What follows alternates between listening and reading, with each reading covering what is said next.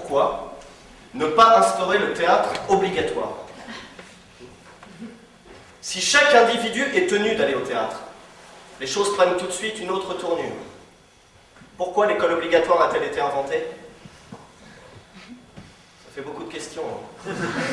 Aucun écolier n'irait à l'école s'il n'était tenu d'y aller. Et au théâtre, même si ce n'est pas facile, cela pourrait peut-être également être instauré sans difficulté. La bonne volonté et le devoir viennent à bout de tout. Le théâtre n'est-il pas lui aussi école? Point d'interrogation. Dès l'enfance, le théâtre obligatoire pourrait commencer. Le répertoire d'un théâtre pour enfants reposerait à coup sûr sur des contes de fées, tels que Hansel et Gretel, ou Le Loup et les 7 Blanches-Neiges. Bon, dans la grande ville, il y a 100 écoles. Chaque école a 1000 enfants par jour. Ça fait 100 000 enfants. C'est 100 000 enfants. Le matin à l'école, l'après-midi au théâtre. Ça fait 100 théâtres, de 1000 places assises chacune. Chacun.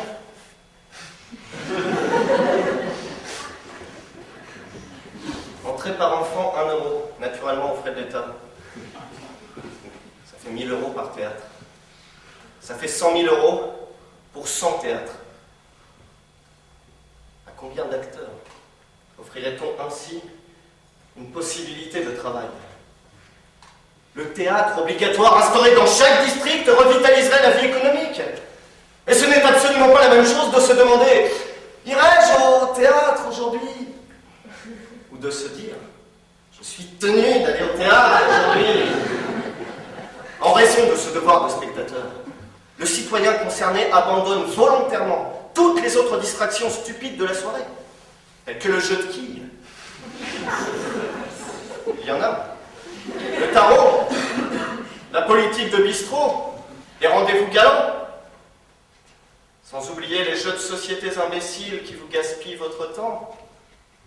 Attention, père Fouettard. D'ailleurs, prête-moi ta femme. Le citoyen sait qu'il est tenu d'aller au théâtre. Il n'a plus à se chercher une pièce, il n'y a plus de doute à avoir. Irais-je aujourd'hui voir Tristan et Iseult? Non! Car il est tenu d'y aller. C'est son devoir. Le citoyen est contraint d'aller au théâtre 365 fois par an, qu'il ait le théâtre en horreur ou non. Un écolier aussi a horreur d'aller à l'école, mais il va volontiers car c'est son devoir. Merci.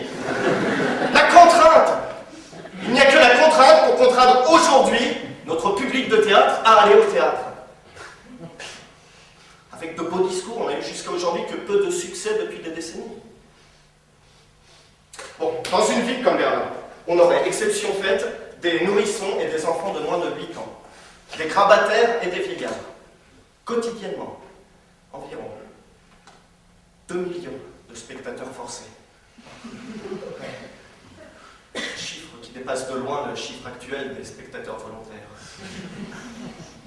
Si cette obligation générale d'aller au théâtre devait être instaurée, cette obligation générale d'aller au théâtre appelée OGAT, OGAT, obligation générale d'aller au théâtre, il faudrait que soit disponible dans une ville comme Berlin 20 théâtres de 100 000 places chacun, ou 40 théâtres de 50 000 places chacun, ou 160 théâtres de 12 500 places chacun, ou 320 théâtres de 6 250 places chacun, ou 640 théâtres de 3 125 places chacun.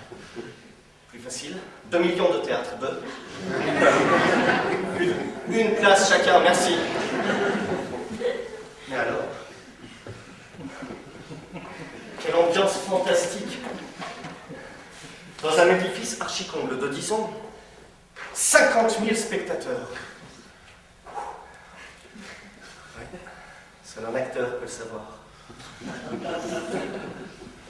Ce n'est qu'avec des moyens éminemment autoritaires que nous aiderons ces théâtres vides à se remettre sur pied. Qui a eu des invitations ce soir? Je ne sais pas si je me lèverai. Merci en tout cas. Voilà.